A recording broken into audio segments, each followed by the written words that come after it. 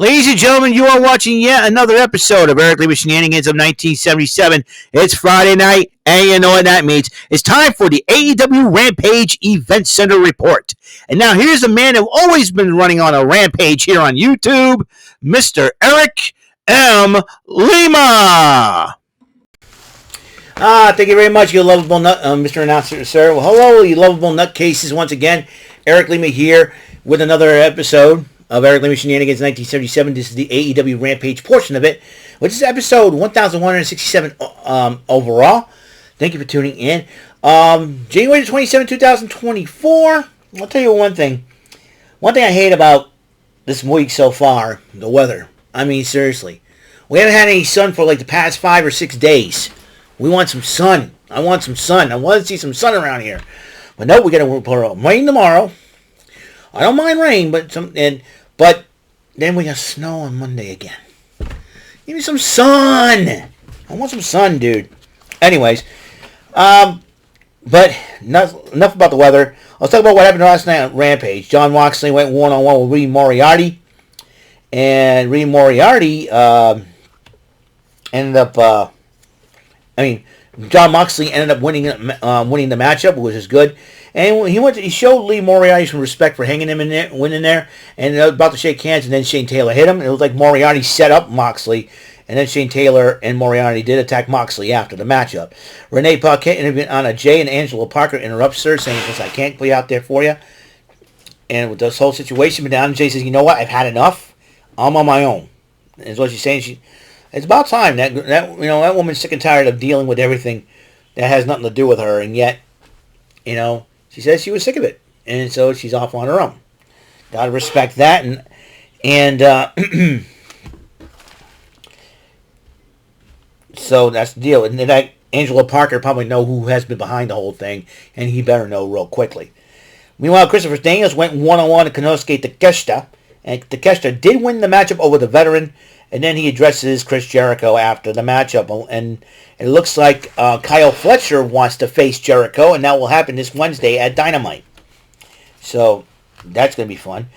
And then Renee Paquette interviewed Top Flight and Private Party. Private Party is doing the stupid little you can't get in the club type thing, and they were talking a little trash, and then Andretti's about to do the water thing, and then Mark Quinn slapped it out of his hand, and I was like, oh boy, you don't do that.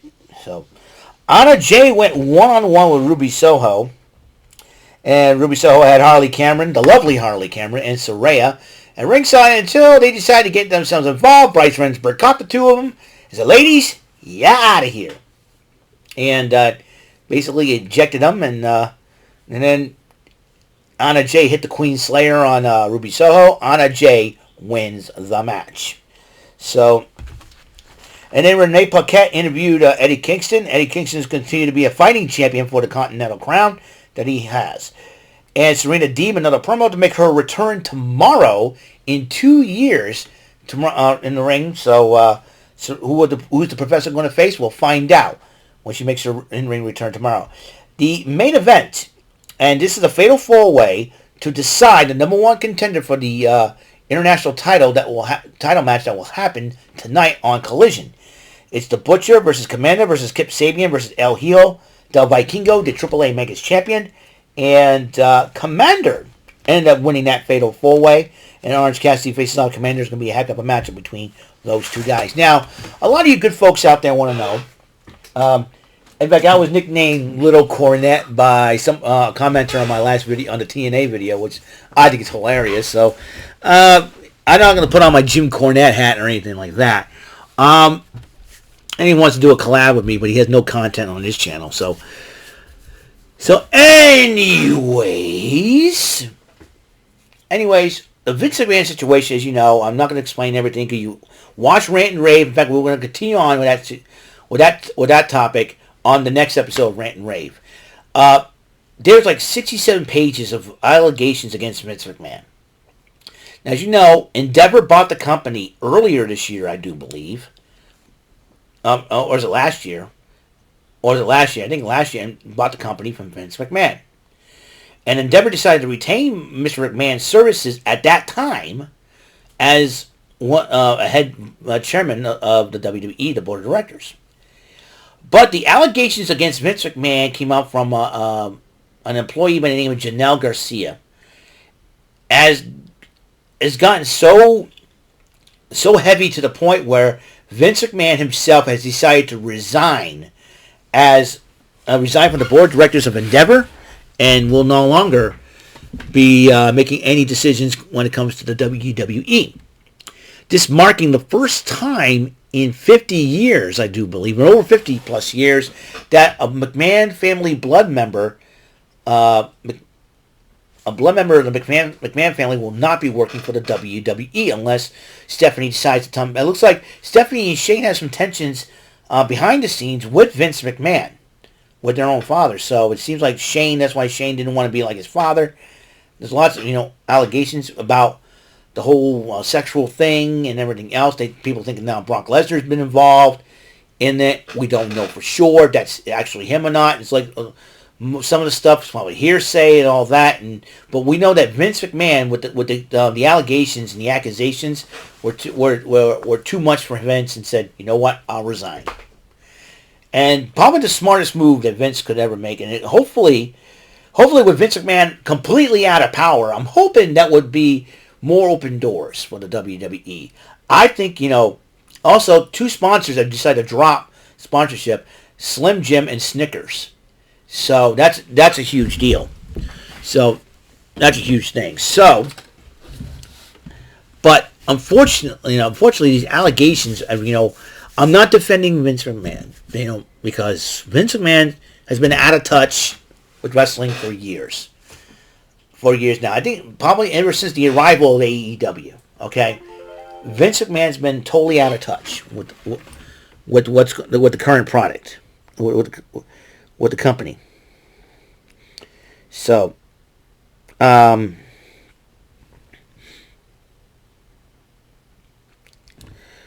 anyways,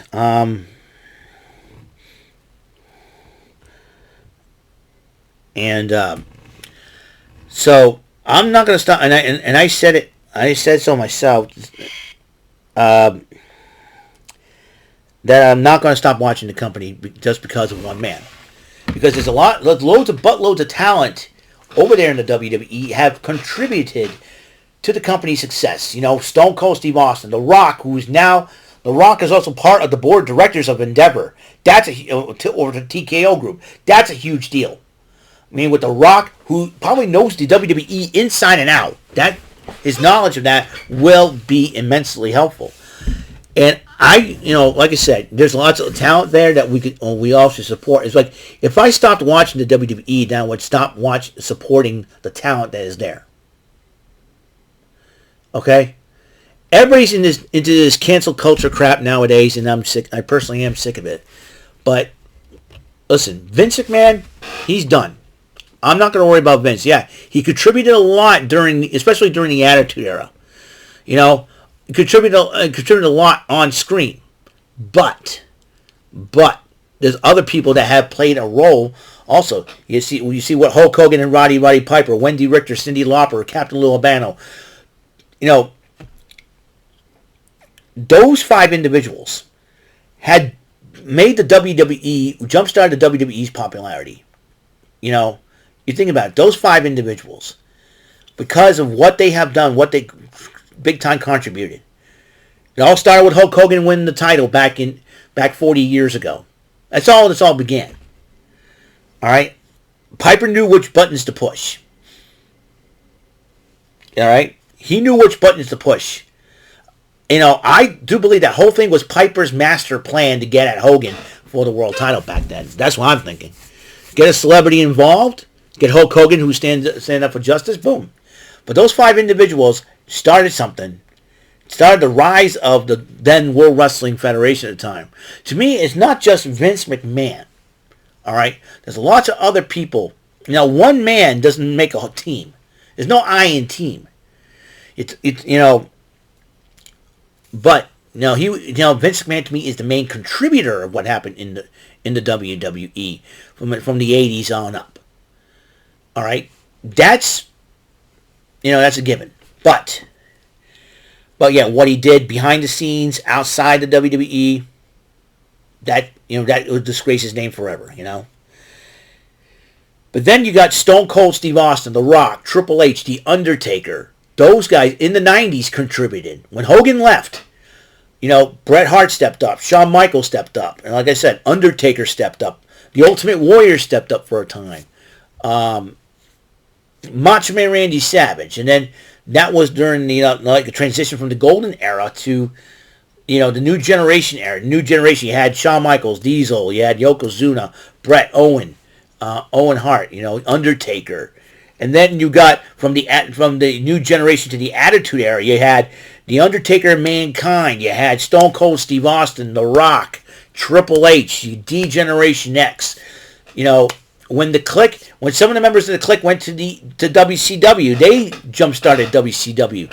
And who was the man that joined them? The man that helped the WWE what it is today, Hulk Hogan.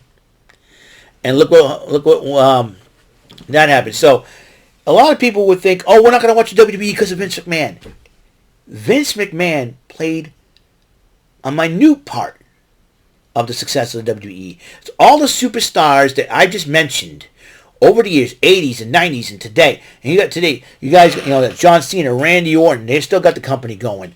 You got the women, Trish, Lita, and now you got Becky Lynch, Charlotte Flair, Bayley, and Sasha Banks for a time. Look what those people have done. Look what those people have done, not just for, done for the company. They've done for the men's division, the women's division, so you had Seth Rollins, you had The Shield, Roman Reigns, Man, there's so many people. What I'm trying to say is so many people besides Vince that made that company successful today. That is still going strong. No matter what goes behind the scenes, one thing's for sure, the talent that is there, we got to support that talent. That talent is what made that company. It wasn't just an executive person who had a vision. It wasn't just that. It wasn't just Vince. It was all the people, I remember when Vince McMahon was known as revealed himself to be the greater power of the corporate ministry back in 1999. Linda McMahon came out and said, I and others were working behind the scenes. You're doing your thing out there. I and others behind the scenes made the company what it is today. And that was true. Now, we don't see Vince McMahon anymore. We don't see Kevin Dunn anymore. We're talking about the Renaissance era of the WWE. I think now it could begin. But who knows? This could open up the ultimate forbidden door. Who knows? One day we'll probably see Scott D'Amore, Billy Corgan, and Tony Khan walk into a Raw show and into an office of Triple H and all that. We never know what's going to happen. We don't know if that's going to happen. I highly doubt it will, but if it does, that's a huge deal. That could be a huge deal.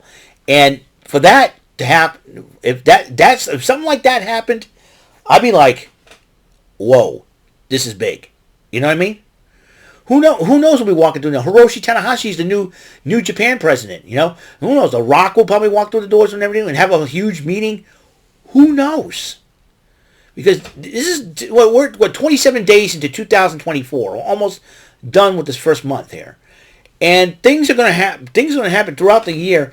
A lot of things are going to happen with Vince McMahon now out of power, with Kevin Dunn no longer running things from behind the scenes and production and everything else. Joe Laurinaitis is obviously no longer there.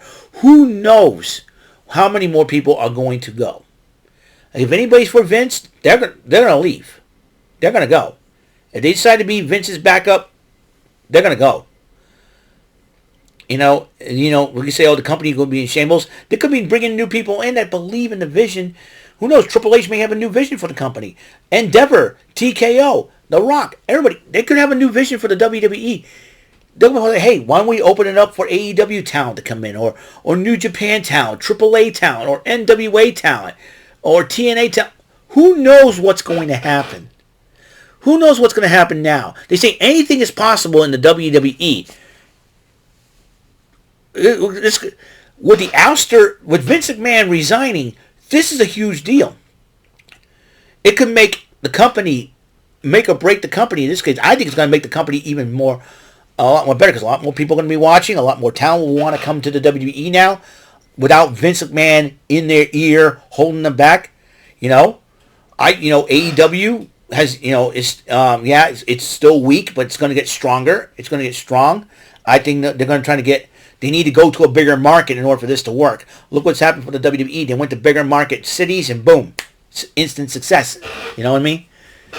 So like I said, it's the talent's trying to step up in AEW. Look at Tony Storm stepped up and decided, well, I'm going to do this 50s crazy 50s starlet gimmick and see how, and she has the accent, from Australia, so she has the accent to act like proper and all that, but it has a little fun, and she's funny, and I like it. She's got beauty, brains, brawn, and she's got a lot of humor, and she's done very, very well, for AEW.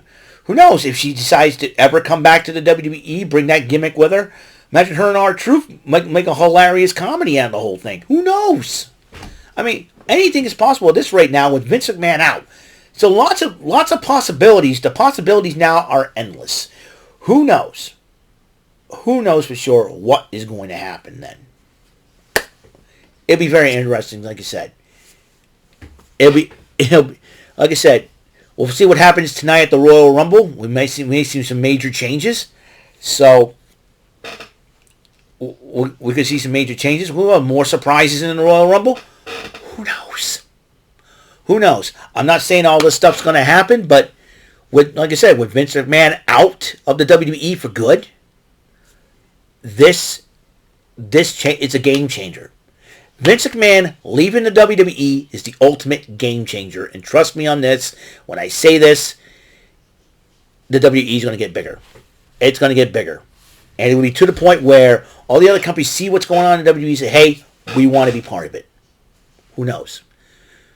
We could see Scott D'Amore walk in and talk to Triple H and The Rock. We could see Billy Corgan doing the same thing as, hey, NWA is in shambles. Can you help us out? Listen, bring your talent here. Who knows? Booker T, a reality of wrestling. That could, there's a possibility. OVW was once the developmental system for the WWE. That they could put their name in the hat. AEW says, and we need a revival. Hopefully the WWE can help us out now that Vince is gone. I want to work with Triple H. Who knows? If I were Tony Khan, for quit being a mark, just say, hey, let's get something better for business. Let's work with the WWE instead of being an internet wrestling nerd. Just go out. Tony Khan should be doing that instead of having his ego getting run away, or else he's going to end up like Vince. Who knows for sure? But saying he's out of touch. I mean, think about it. Could we see Hiroshi Tanahashi walking? I don't know. I really don't know what's going to happen. Like I said, Vince McMahon leaving the WWE for good, resigning from executive positions, Kevin Dunn being gone, Laurinaitis being gone, game changer. I'm telling you, it's a game changer. We'll see what happens tonight at the Royal Rumble, how much game that has changed. So, we shall see. So, that's all for the episode 1167 of Eric Lima Shenanigans 1977. AEW Rampage Event Center. Sorry I went off. I decided to give it some time to give you my thoughts on what Vince McMahon resigning, what's going to happen now, what my opinion on that is. And got nicknamed Little Cornette. It's too funny. I think it's funny. Anyways, I'll see you guys later on. And in fact, on the next episode, actually, episode 1168, episode 73 of Card Sharks Money Cards. I got to do that. So until the next episode comes rolling around, Mr. Announcer, take us home. That is all for today's episode. This is your announcer speaking for Eric Lima Shenanigans of 1977. A Big Beefy E, do it for Bob Saget Productions, and in association with a Raven Bofa Telepictures and Distribution. Thank you for watching today's episode. Tune in next time for another episode of Eric Lima Shenanigans of 1977. Goodbye for now.